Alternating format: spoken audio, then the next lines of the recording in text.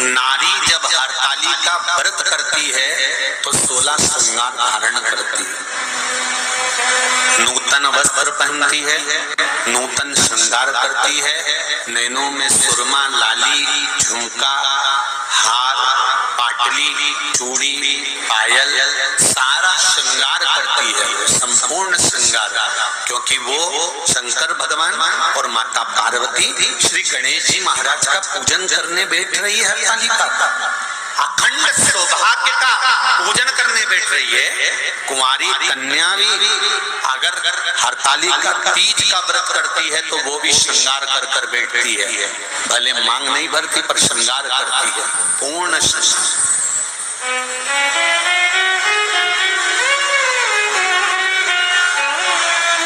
ऐसे वर को क्या वरूं जो जन्मे और मर जाए, वर वरूं मेरा सांवरा तो मेरा चूड़ा अमर हो जाए।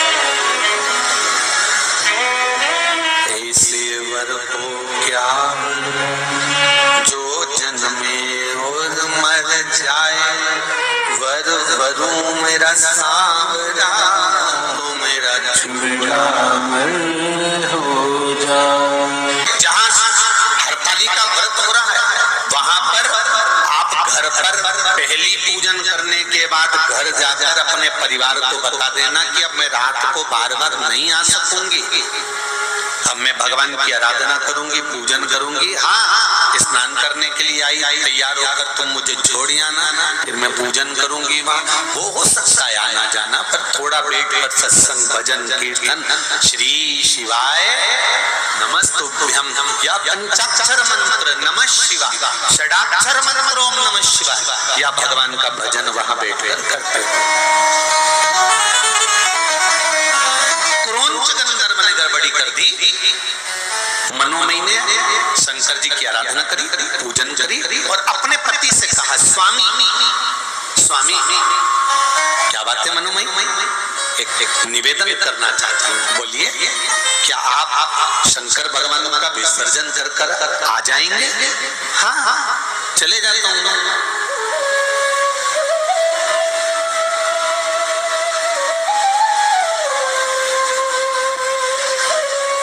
आप शिव जी का विसर्जन कर कर जाओगे? हाँ, चले जाता हूँ। पूजन आपने करी है, अर्चना आपने करी है, आराधना आपने करी है, शिव को निमंत्रण देकर आपने बुलाया, तो छोड़कर भी कौन आएगा?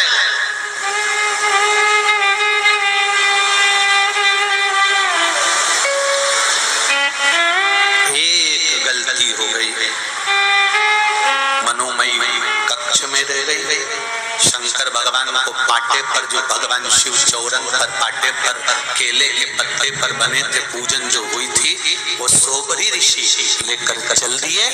ले जाकर सोबरी ऋषि तो जैसे ही निकले, इतनी देर में जो क्रौंच गंधर्व दुनिया को ज्ञान दे रहा था, जो क्रौंच गंधर्व सबको ज्ञान बांट रहा था, अपने इंद्र के सिंहासन के पास में बैठकर देवताओं के नजदीक रहने के बाद भी वो क्रौंच गंधर्व सही नहीं रह पाया।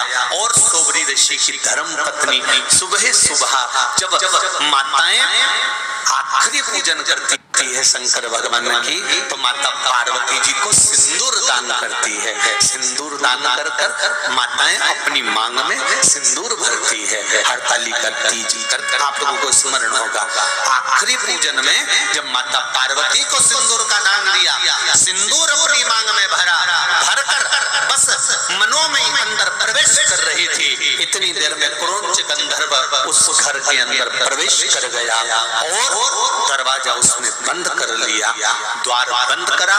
मनोमयी को लगा कि मेरे पति विसर्जन कर कर आए। बहुत ध्यान से सुनना जरा कथा। कई लोगों का प्रश्न रहता है कि हम गणेश जी बिठाते हैं तो गणेश जी के पास में वो चूहा रहता है, ये कौन था? तो ये हरतालिका की कथा सुन लो, आज मालूम पड़ जाएगा कि वो चूहा कौन था।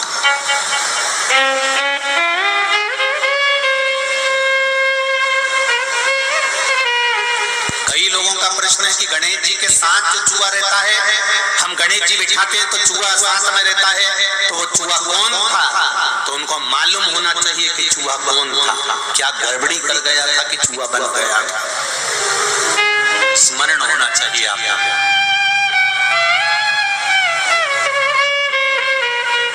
मनोमयी को लगा मेरे स्वामी आए, उसको भान नहीं हो पाया कि स्वामी नहीं है, ये तो क्रोंच गंधर्व प्रवेश कर गया। और गलत सोच से, गलत विचार से।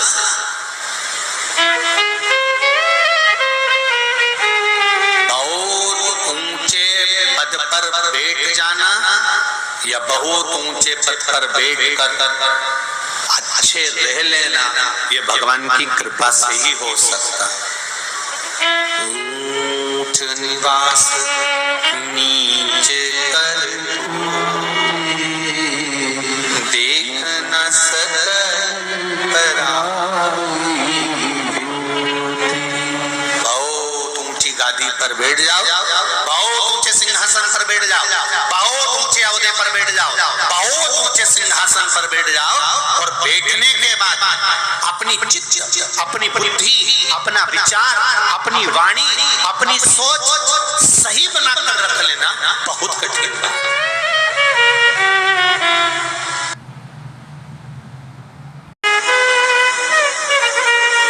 एक भगवान से एक प्रार्थना जरूर करना, आप लोग मैं तो निवेदन करूंगा, हिंगोली वासियों से भी, आस्था चैनल पर कथा सुनने वालों से भी, फेसबुक यूट्यूब पर कथा सुनने वालों से भी निवेदन करूंगा, भगवान से प्रार्थना करना, भगवान हमें ऊंचे सिंहासन पर बिठाना, हमें ऊंची गादी देना, हमें राष्ट्रीय ठाड़ देना, हमें दुनिया का सारा सुख देना, पर इतनी कृपा करना कि अपनी वाणी से, अपने द्वारा हम किसी को नीचा ना दिखाएं, अपनी वाणी से, अपने द्वारा हम किसी को नीचा ना दिखाया जाए, किसी को हमारी वाणी से चोट ना लगे, किसी को हमारी वाणी से कोई घात ना पहुंचे।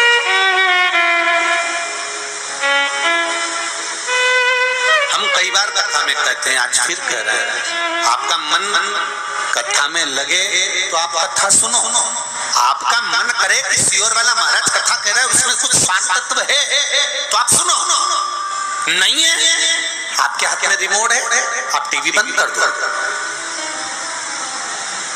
बहुत सारे महाराज आ रहे होंगे, चेंज कर तुरंत, बटन ही तो दबाना है महाराज, चेंज, उसमें क्या दिक्कत है? और दिल करे तुम्हारा कि हाँ कथा सुनना है और इसमें से कुछ ग्रहण करना है। कथा में से अगर ग्रहण करा है तो जीवन की सार्थक एक पत्र में आया, देख हरतालिका तीज का पूजन व्रत कुंवारी कन्या कर सकती है, शादी होने के बाद भी नारी कर सकती है, अंतिम अवस्था तक प्राण छूटे तब तक हरतालिका तीज का व्रत नहीं छोड़ना चाहिए। एक व्रत हमेशा याद रखो, एक एकादशी और एक हरतालिका। हाँ इतना जरूर है, ज्यादा शरीर बेकार हो गया, बुढ़ापा आ गया, शरीर नहीं साथ दे रहा, तो कुछ फल खा लो, कुछ चाय दूध जूस आप लेकर कर लो। इतना भी नहीं बने, शरीर बहुत ही बेकार हो गया तो आप एक समय फल का फलहार धारण कर लो, ठीक है। पर हरतालिका व्रत करने वाली माताएं भले उद्यापन कर दे तो उस व्रत को थोड़ा हल्का कर लो। उद्यापन करा मतलब तुमने व्रत को हल्का कर लिया, थोड़ा हल्का कर सकते।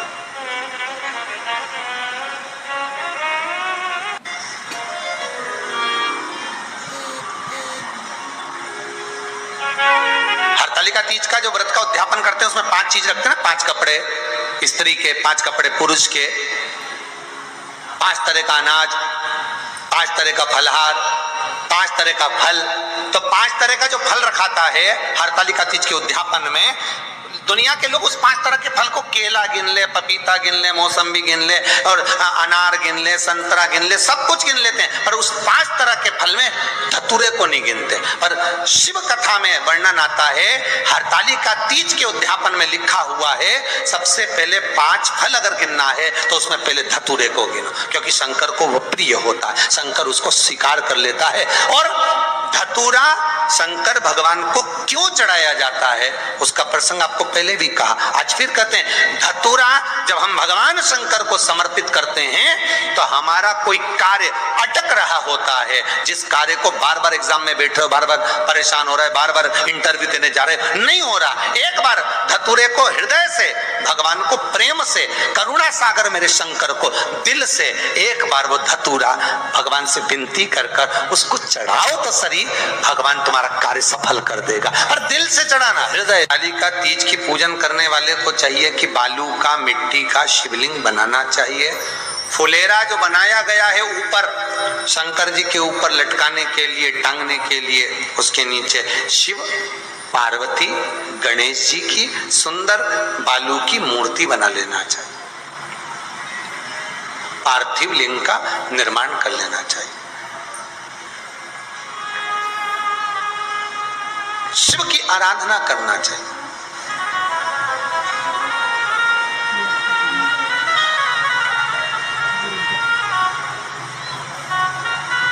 जो फल आपके पास में हो शंकर को समर्पित करना चाहिए, पूजन करना चाहिए।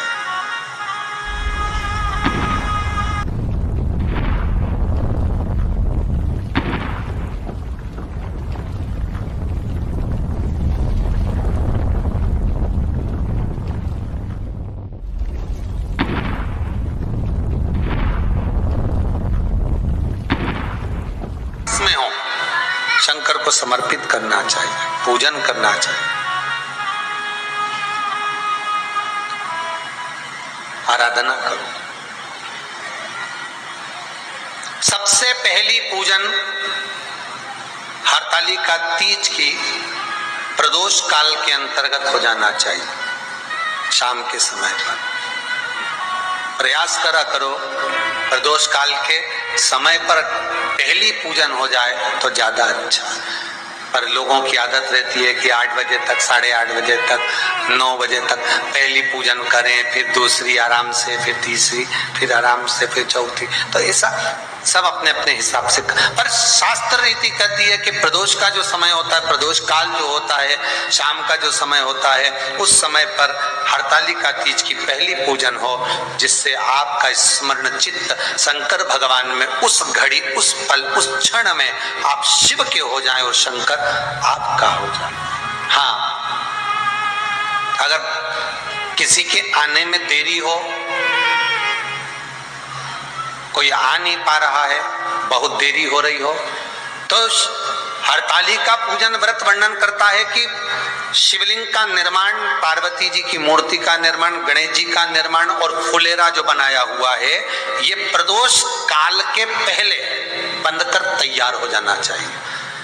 प्रदोष काल के अंतर्गत फुलेरा नहीं बनना, फुलेरा पहले बन जाना चाहिए। और बहुत विशेष बात ध्यान रखिए हरतालिका तीज की, कि शंकर जी का जो अपने स्वरूप बनाया है, पाटे में, थाली में, चौकी पर, चौरंग पर जो स्वरूप बनाया है, वो पहले नहीं रखना है। पहले क्या बांधना है? फुलेरा। पहले फुलेरा बांधिए, उसके बाद उसके नीचे शंकर जी को रखिए। कई अब जो हरतालिका तीज का पूजन करते हैं तो उनके लिए हो गया, अब दूसरे के लिए भी सुन ले। जो नारी हरतालिका तीज का पूजन नहीं करती, व्रत नहीं करती, साधना नहीं करती, उसके लिए भी कहा गया कि आप अगर ये व्रत नहीं करते हो तो एक कार्य जरूर करना, कहीं पर फुलेरा बंधा हो, हरतालिका की पूजन हो रही हो, 5 मिनट 10 मिनट निकालकर अपने आसपास के किसी पौधे में से पत्तियां लेकर या पुष्प लेकर, 5 वृक्ष की पत्ती या 5 वृक्ष के पुष्प लेकर शंकर भगवान को जब पूजन हो रही हो, 5 मिनट माताएं जब पूजन कर रही हो, तब आप भी उस पुष्प को, उस पत्तियों को शंकर को समर्पित कर सकते हो। ये नहीं चढ़ा सकते तो 5 फल, फल नहीं चढ़ा सकते तो 5 कुछ भी पुष्प आदि का आप शिव को समर्पित करो। पर क्यों चढ़ाया जाता है, किस लिए चढ़ाना चाहिए? तो कहा कन्या स्त्री अगर मान लो हरतालिका का व्रत नहीं करती, पूजन नहीं करती, आराधना नहीं करती, तो वो कन्या, वो नारी, वो स्त्री, वो पुरुष कार्य तो बहुत करेगा, दुकान भी 4 चलाएगा, व्यापार भी बढ़ाएगा, पर संपदा को जोड़ नहीं पाएगा। 1 रुपए कमाएगा, 1.25 रुपए खर्च वाला काम चलेगा। हस्त नक्षत्र में जो तृतीया पड़ती है, हस्त नक्षत्र के अंतर्गत जो तृतीया का महत्व कहा गया है, वो संपदा को बढ़ाती है, मनोकामना को पूर्ण करती है। इस नक्षत्र के अंतर्गत जो तृतीया आती है, वो मनोकामना को पूर्ण कर कर चली जाती है। इसलिए शिव की आराधना के लिए प्रथम मान्य।